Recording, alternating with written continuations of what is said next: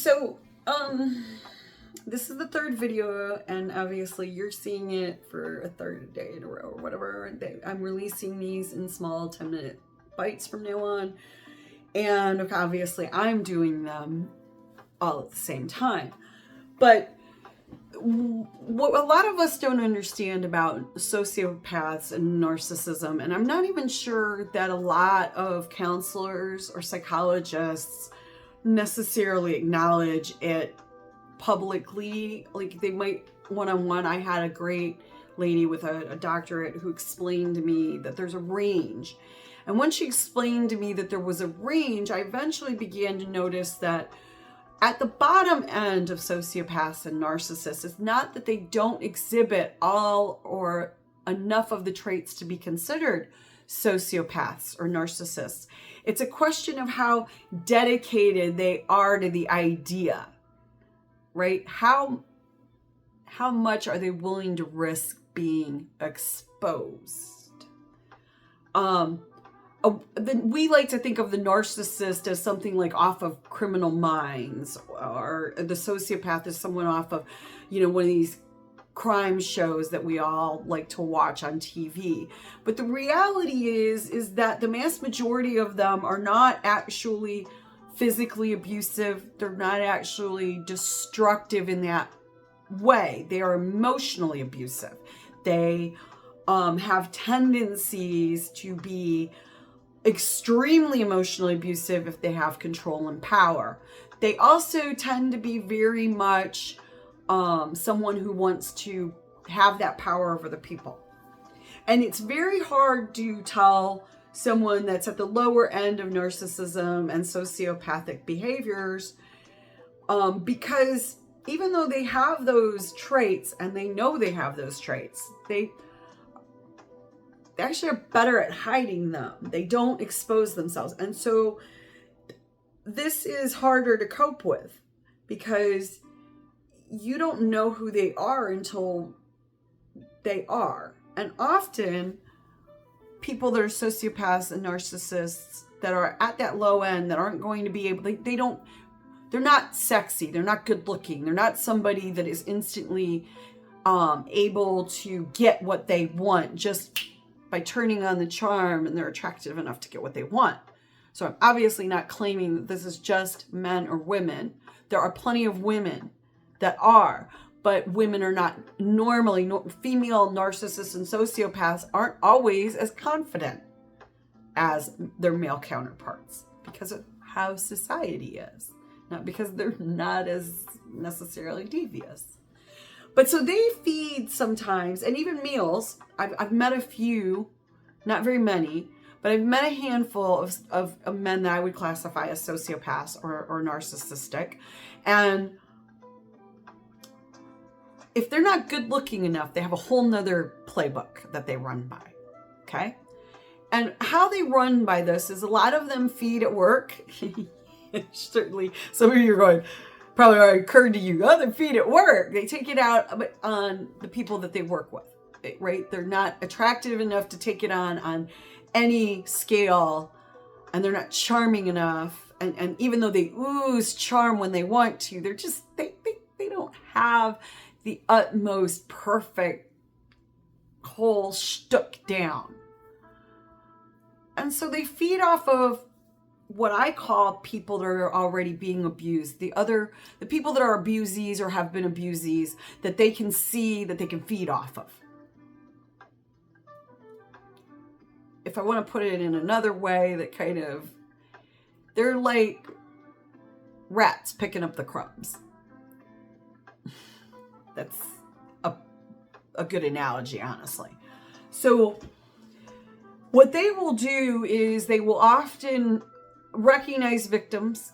They will recognize people that have been abusees. They will recognize people that are prone to attract these kind of abusers, and they will hone in on that person. They want to be their friend. They want to be their buddy. They want to be there for that person, because they kind of feed off of the chaos that the narcissist has left in its wake.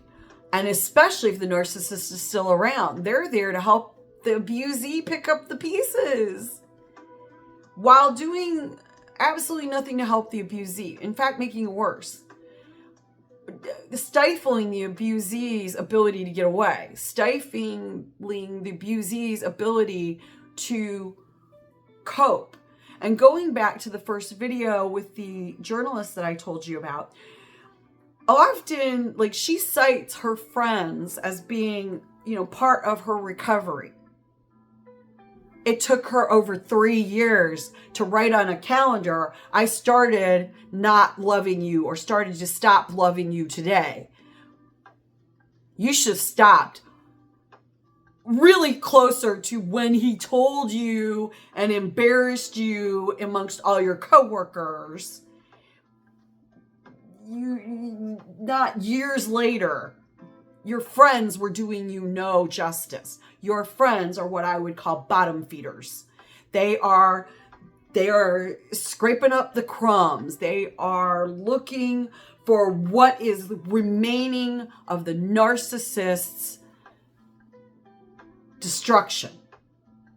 They're feeding off of what's left. They know that is an arch nemesis. They cannot perform to that level. So they are eating what's left. And I had a couple of these people in my life, and I did not recognize them immediately. I didn't recognize them for years. And I may never have recognized them, if I'm being quite honest. Even though there were certain times that I would scratch my head and go, that doesn't sound right. But they are often the ones that will say something about you that's positive, and then they will turn around and reiterate something that the narcissist said about you negatively, right? So they're doing that push-pull that a lot of counselors will like to talk about. They're doing this, and the whole thing is tedious, right? You realize they're supporting you, but they're not. You feel like they're there, but they're not.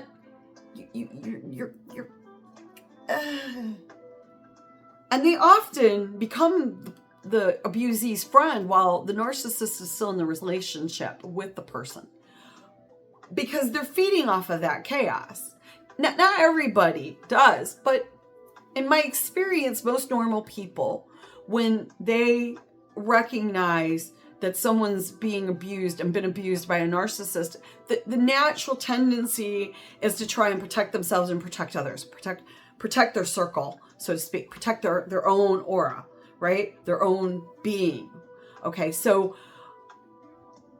the abusee, the victim, becomes more and more isolated because they can't necessarily find anybody to be that tether to pull them out if they've already been basically kind of isolated, essentially completely, by the narcissist.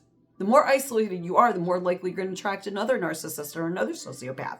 And these bottom feeders will stay your friend because they want you to continue to be with those kind of people, because they're feeding off of the crumbs. So what's left of you, they're eating away at. So the narcissist, he's devouring most of you, who you are. He or she is. And as they devour you, these bottom feeders are picking up crumbs. Oh, you're great. Oh, you're great. But this, oh, I can see that. But, that's no big deal. I know some of you are probably going, shit, I've had that said to me. I've had that said to me. Most people don't want to be completely honest either with somebody. And we have a hard time trying to be completely honest with each other. And as a result, because we do that, we often, things we say are similar to these bottom feeders. They don't have the looks, they don't have the charm, they can't turn it on and leave it on. So they prey on people indirectly. And they can keep someone in that cycle for decades and decades. And I promise you, that was probably one of my biggest problems of breaking the cycle. Was I had a couple of those rodents that they fed off of me dating narcissists. and I didn't realize it. I destroyed myself because I let them chew on me and spit me out periodically, because I was weakened and I was crumbs and I was an easy target. Again, if you are a family member or a friend, you have to pull them out. And my friends from high school pulled me out, and thank God they did. Because there wouldn't have been anything left by now. Remember, there are bottom feeders that are still chewing on you. If you haven't completely broken the cycle, if you haven't gone through counseling, if you can't get help, the next video is about that.